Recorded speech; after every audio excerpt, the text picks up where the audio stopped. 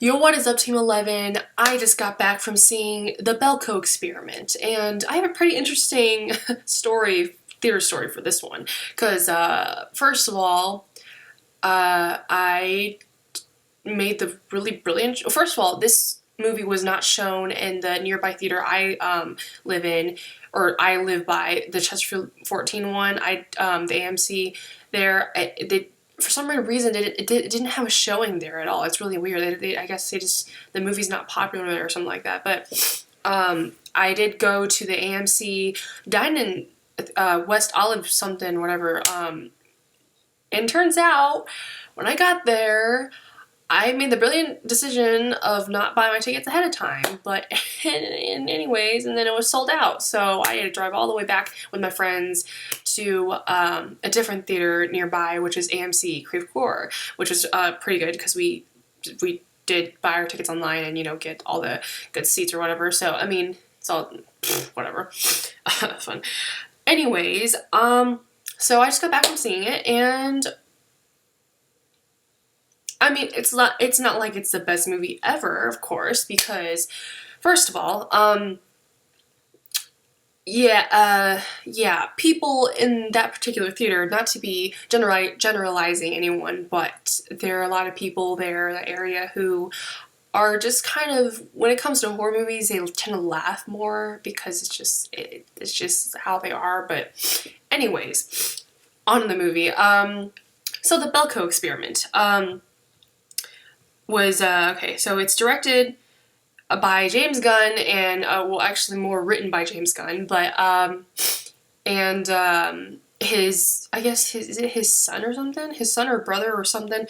Sean Gunn was also, in the movie playing, Marty, no, whatever, and, also starring Tony Goldwyn as, Barry Norris, and then John Gallanger Jr., starring Mike. You know, those are the first few characters. Sorry, that was my cat. I was like, whatever. Starring the main characters of this film.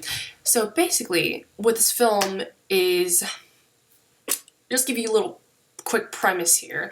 Basically, about, you know, a group of, employees working at a company. This company has something to do with South America or something like that. It was like a organization, something, I don't know. But anyways, people are working there and all that, so everything's going great, and then one day the intercom comes up, and then it is just, you know, basically just saying, oh, you know, if you don't kill 30 people or whatever, 60 people die or whatever, you know, it's all that, like this experiment, basically.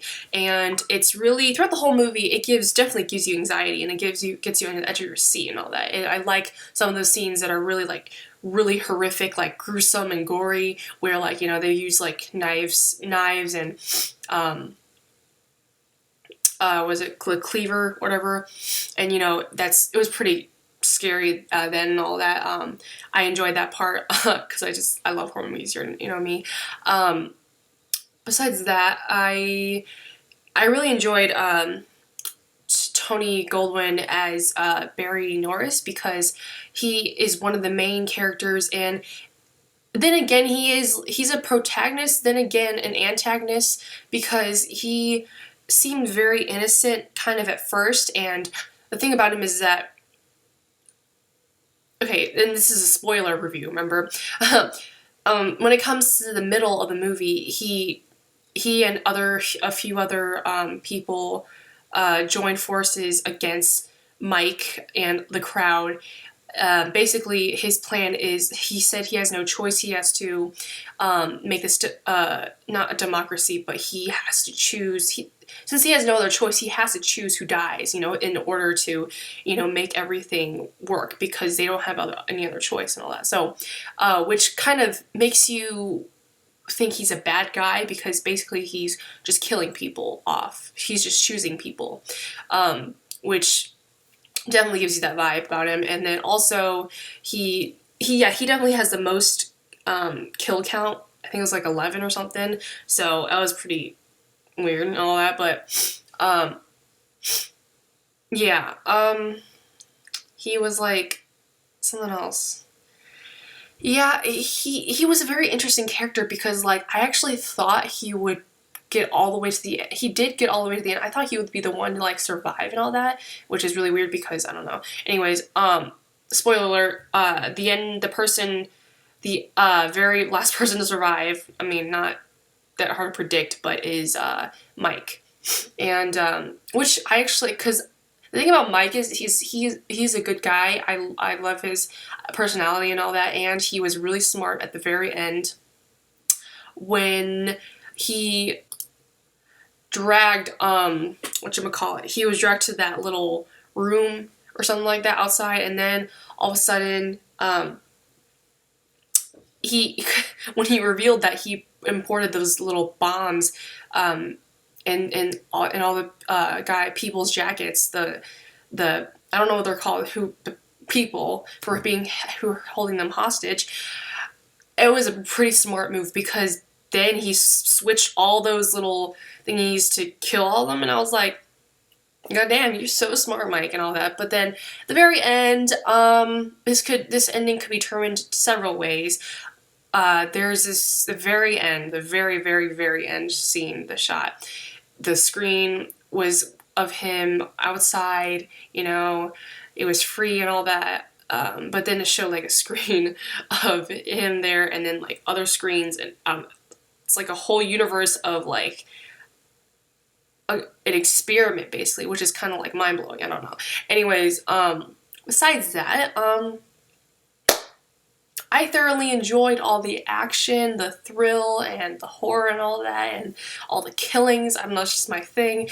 The thing that caught me a little bit off guard was the humor. And of course, I know movies just have that general humor, you know, just in general and all that. But it's just like, and okay, maybe it probably has something to do with the AMC theater I went to, because everyone there, like, kind of started laughing for no reason. Like, it just, the parts where people got killed, and I'm like, why are you laughing? It's a horror movie. I mean, you can laugh, yeah, like, I know some of the characters were funny, and there's some funny moments, but just, I hate, like, those kind of people who just laugh at nothing, basically, which kind of put me off a little bit from the movie. But I don't think it really was a movie's fault, because, you know, they're just, whatever. But overall, I really did enjoy it, though, because, you know, it had good actors, you know, and I love the concept of this and all that. They really did, you know, kind of put me at the edge of my seat. It kind of had me going like, Jesus Christ, for like 20 times straight and all that. But anyways, yeah. That's all I really have to say for the movie. For me, I would probably rate this a 3.5 out of 5, just because, you know, it's one of those movies where I really did enjoy, but it's like, it's not my favorite. It's not like, oh, you know, it's like I'm so obsessed with it, you know. So those are my thoughts on the movie. Why don't you guys comment down below and tell me what about your thoughts? What are your thoughts about the movie? And make sure to read them. Anyways, thank you for watching this review of the BELKO Experiment. Be sure to go check this out in theaters. I don't know which, just try to check online and get tickets ahead of time, just because I didn't and all that, and it just didn't work out. Anyways, be sure to follow my social media in the description box down below. Subscribe to my channel, like this video, and thank you guys so much for watching. I'll see you next time. Bye!